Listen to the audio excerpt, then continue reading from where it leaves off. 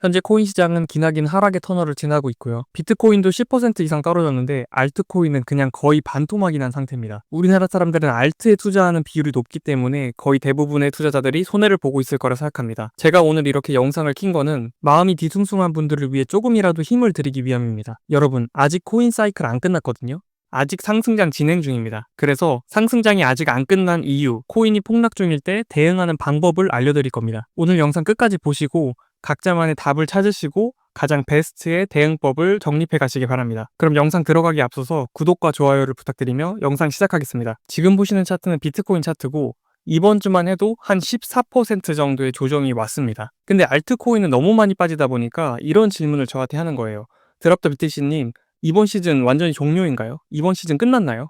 이제 도망가야 되나요? 근데 제가 요즘에 매번 강조하는 거 있어요. 비트코인 사이클. 제가 역질문을 한번 해보겠습니다. 비트코인 사이클은 끝났나요? 제 영상을 꾸준히 보신 분들은 알 거예요. 비트코인 사이클은 반감기 이후 며칠까지 지속될까요? 답은 500일입니다. 그 다음에 제가 맨날 덧붙이는 말이 있어요. 반감기 사이클이 짧아도 며칠까지는 지속된다고요? 300일입니다. 그러니까 최소 300일까지는 상승장이 지속이 된다는 거예요. 4월에 비트코인 4차 반감기가 있었고 지금이 12월 21일이니까 거의 한 200일 정도밖에 되지 않은 겁니다. 아직 사이클 남아있습니다, 여러분. 아직 시즌 끝난 거 아니고요. 상승 여력이 충분히 있습니다. 그래서 결론은 뭐다? 너무 불안해하지 마시라. 결국에는 오른다. 이게 결론입니다. 비트코인 시즌이 종료되지 않은 이유는 수도 없이 될 수 있습니다. 그 중에서도 제일 중요하다고 생각하는 두 번째 이유 말씀드리겠습니다. 전통 금융시장에 자산들이 너무 많이 들어왔어요. 이들이 지금 이렇게 많은 돈을 비트코인에 투자하고 비트코인 ETF에다가 돈을 집어넣고 있는데 지금 사이클을 끝내면은 이들은 손해를 보는 거잖아요. 비트코인 사이클이 4년인데 4년, 5년 동안 그냥 공치는 거잖아요. 절대 그냥 가만 놔두지 않겠죠. 자, 우리가 상상을 해보는 겁니다. 우리가 고래예요. 우리가 차트를 만들고 우리가 비트코인을 올리고 싶을 때 올리고 개미들한테 공포를 심어주고 싶을 때 공포를 심어줄 수 있는 사람이에요. 그렇다면 여러분은 내가 A라는 코인을 샀는데 그 코인이 떨어지길 바라시겠어요? 아니면 결국엔 오르길 바라시겠어요? 정답은 후자입니다. 어떻게 해서든지 개미를 털어내고 가격을 올리고 높은 가격에서 팔길 바라겠죠. 이거랑 비슷합니다. 비트코인이라는 한정된 물량에서 본인의 파이를 크게 키우기 위해서는 조정이 필수고 조정 이후에는 그 파이의 가치를 극대화시키기 위해 펌핑을 한다는 사실을 우리는 인지하고 있어야 합니다. 지금 보여드리는 지표는 비트코인 ETF에 얼마나 많은 돈이 우겨 넣어졌는가를 보여주는 지표입니다. 지금 얼마냐면 일십, 백, 천만, 십만, 백만 114만 4,800개의 비트코인을 얘네들이 쌓아뒀습니다. 더 무서운 건 얘네가 꾸준히 비트코인 양을 늘리고 있다는 겁니다. 지금 보시면 파란 색깔이 계속 우상향하고 있죠. 그 다음에 이더리움입니다. 이더리움 알트코인의 대장이잖아요. 이것들도 엄청 많은 자금이 지금 유입되고 있어요. 그래프를 보시면 블랙록이나 피델리티와 같은 회사들이 이더리움 ETF를 모으고 있습니다. 디테일을 좀 살펴볼게요. 11월 달까지는 이더리움 ETF에 큰 관심을 보이지 않았습니다. 그냥 가만히 있었어요. 근데 11월 며칠이야? 12일을 기점으로 이렇게 갑자기 모으기 시작합니다. 이더리움 ETF까지 이렇게 돈들이 모이고 있다는 것은 비트코인뿐만 아니라 알트들까지도 폭등할 수 있는 기회가 주어졌음을 의미합니다. 근데 여러분들이 조금 고려해 주실 사항이 있어요. 비트코인 조정이 조금 더 깊을 수도 있어요. 알트코인이 조금 더 빠질 수도 있다는 말이에요. 제가 왜 그렇게 생각하냐면 이번에 비트코인 조정이 이번 주만 14% 정도 빠졌단 말이에요. 근데 지난 데이터를 좀 보겠습니다. 2021년도 1월 달에 3차 반감기 이후에 지금과 똑같은 거의 한 200일 정도가 지났을 때 비트코인 폭락이 왔어요. 몇 퍼센트 폭락이 왔냐면 여기서부터 여기까지 한 25%에서 27% 이 정도 폭락이 왔습니다. 그리고 1주간 폭락이 온 게 아니라 2주간 폭락이 왔기 때문에 지금의 폭과 비교할 수 없을 만큼 컸습니다. 그리고 시간을 거슬러서 비트코인 2차 반감기 때도 여기 보시면 20% 이상 조정이 수도 없이 많아요. 하나, 둘, 셋, 넷. 지금 대충 보이는 것만 4개입니다. 그래서 이번 주에 떨어진 조정이 끝이 아닐 수도 있다라는 얘기를 좀 드리고 싶고요. 그래도 좀 긍정적인 건 조정이 많이 왔지만 지금 다 어떻게 됐죠? 사이클이 끝나지 않는 이상은 결국에는 올렸습니다. 결국에는 말아 올려요. 17년도에도 말아 올렸고 그 다음에 21년도에도 말아 올렸습니다. 조정이 온 것보다 훨씬 더 큰 폭으로 말아 올렸기 때문에 이때를 우리는 대불장이라고 하죠. 자, 지금까지 큰 흐름을 얘기해 드렸고 이제는 대응법을 말씀드리려고 합니다. 여러분, 영상으로는 제가 실시간 상담을 못 해드리고 실시간으로 상담 드리는 거는 스레드하고 이제 유튜브 게시판으로 글 이렇게 올려드리거든요. 구독자분들한테는 이 글이 항상 떠요. 제가 쓸 때마다. 위급한 상황에서는 이 글을 먼저 봐주시길 바랍니다. 제가 여러분의 상황별로 설명을 한번 해보겠습니다. 첫 번째 상황은 폭락 오기 전에 수익 실현하신 분들입니다. 이분들은 운이든 본인의 실력이든 너무 잘하셨어요. 베스트입니다. 이더리움 차트를 예를 들면 여기서 끊으셨다는 거 아니에요. 여기서. 근데 얼마나 큰 이게 도박이에요. 왜냐하면 그냥 혹 하고 날아갈 수도 있는 거잖아요. 여기가 돌파 자리이기 때문에 날아갈 수도 있어요. 충분히. 근데 여기서 잘랐다는 거는 큰 결심이고 큰 도박수를 걸었다는 겁니다. 제 개인적인 스타일은 아니지만 뭐 어때요? 성공했으면 된 거죠. 성공했으면 잘한 겁니다. 돈을 잃지 않는 게 가장 중요해요. 이런 분들은 그냥 기회 보고 계시다가 분할 매수를 들어가시면 됩니다. 본인이 원하는 자리에서. 두 번째 케이스는 제 말을 믿고 현금 비중을 남겨두고 계신 분들입니다. 익절했는지 그냥 버티고 있는지는 모르지만 제가 항상 강조드린 현금 비중. 저한테 달리는 악플 중에는 막 몰빵해가지고 크게 벌어야지 된다 막 이런 사람들도 있었어요. 근데 저는 꿋꿋이 현금 비중을 강조했습니다. 여러분 이거 보세요. 현금 비중은 항상 필요합니다. 현금 비중이 필요할 때가 왔죠. 제 말을 믿고 답답하더라도 몰빵하지 않으신 분들은 이때 대응할 여력이 생기는 겁니다. 제가 지난 영상이나 글들에서 말씀드린 것처럼 섹터 좋은 코인들 있잖아요. AI, 리얼 월드 에셋 이런 코인들을 차분히 고르셔가지고 남겨두신 현금으로 분할 매수하셔요. 5분할이든 10분할이든 상관없습니다. 조정이 이걸로 끝날 것 같으면 지금부터 시작을 하시면 되는 거고 조금 더 조정이 있을 것 같다 하시면 그냥 조금 더 기다렸다가 하시면 되는 거예요. 지금 분할 매수 할 수 있는 여력이 있다는 것 자체가 남들보다 우위에 있다. 그리고 평단을 낮출 수 있는 기회가 많다라는 거예요. 제가 추천드리는 방법은 만약에 나는 어떤 코인을 매수해야 할지 모르겠다 라고 하시는 분들은 버티는 힘이 좋고 섹터가 좋은 코인을 선정하시면 됩니다. 이번 시즌이 AI 시즌이잖아요. 그러면 AI 코인 중에 고르는 겁니다.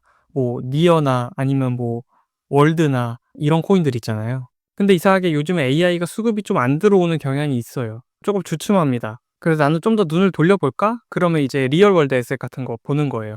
리얼 월드 에셋은 이제 온도 말 나온 김에 차트 한번 보겠습니다. 남들 다 죽쓰고 있는데 지금 이더리움조차도 엄청나게 하락을 맞고 있는데 얘는 힘이 좋아가지고 밑꼬리 달고 말아 올렸죠. 밑꼬리 달고 말아 올린 게 보이시죠? 이거 힘이 좋은 코인입니다. 온도. 그리고 또 하나 보여드리자면 에나 한번 틀어볼게요. 얘도 보시면 많이 떨어져야 되는데 밑꼬리 말아 올렸죠. 엄청 힘이 좋은 겁니다. 참고로 에나는 디파이 코인이고 트럼프랑 연관이 돼 있다 뭐 이런 메타가 있어요. 그리고 아서 헤이즈라는 이제 코인 잘하는 흑형이 있는데 그 형도 에나를 참 좋아하고 제가 지금까지 말한 코인은 매수 추천은 아니고 어떤 코인들을 살지 모르겠다 했을 때 기준점을 잡아드리는 거예요. 힘 좋고 잘 안 떨어지는 코인을 사면은 얘네가 상승장에 올 때 더 크게 상승할 여력이 있다는 거예요. 다시 이더로 돌아가겠습니다. 이더로 돌아가서 차곡차곡 분할 매수를 한다고 했죠. 분할 매수를 하고 얘네가 다시 전고점을 돌파하면 관망하면 됩니다. 이제 수익을 즐기면 되는 거예요. 이렇게 현금 비중이 있으면 편합니다. 매매가. 차트적 대응은 직장인들이 쓰기에는 진짜 어려워요. 쓸 수 있다고 해도 관찰을 많이 해야 되고 훈련을 많이 해야 됩니다. 기계적인 손절, 기계적인 매수 안 나와요. 잘 안 나와요. 근데 세 번째 케이스, 현금 비중은 없고 근데 폭락은 맞았지만 강심장이라 버티고 계시는 분들, 좀 더 체계적으로 현금을 갖고 계셨으면 더 좋았을 텐데 기세로 버티고 계시는 거기 때문에 뭐 인정합니다. 이런 분들한테도 방법을 알려드릴게요. 어쩔 수 없이 차트를 봐야 돼요. 이런 분들은. 결국 오르는 거는 제가 왜 오르는지 말씀드렸잖아요.